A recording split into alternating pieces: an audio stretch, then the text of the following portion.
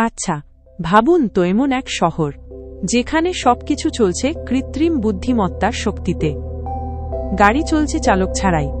আমাদের মস্তিষ্কের মতোই একদিন সার্কিটে বাঁচবে মেশিন। এআই আর মানুষ মিশে যাবে একসাথে। কারখানায়, অফিসে মানুষের জায়গা নিচ্ছে মেশিন। অনেকেই বলছে এই বেকারত্বই আগামী বিপর্যয়।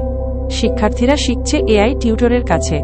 হাসপাতালে এআই ডাক্তারকে দিচ্ছে সহায়তা। মিনিটের মধ্যে বিশ্লেষণ করছে হাজারো রিপোর্ট। যুদ্ধক্ষেত্রে ড্রোনগুলো নিজেই নিচ্ছে সিদ্ধান্ত। আজই রোবট আমাদের রান্নাঘরে ঢুকেছে, শিশুর হোমওয়ার্কে সাহায্য করছে। আগামীকাল হয়তো পুরো সংসারটাই সামলাবে। কৃত্রিম বুদ্ধিমত্তা কি আমাদের সেরা বন্ধু হবে, নাকি সবচেয়ে বড় শত্রু? ভবিষ্যৎ বলবে। সেই মতামত অবশ্যই কমেন্টে জানান। আর আপনি চাইলে আরেকটা কাজ করতে পারেন, যেটা হলো সাবস্ক্রাইব, যার জন্য টাকা, বুদ্ধি, নলেজ কিছুই লাগে না।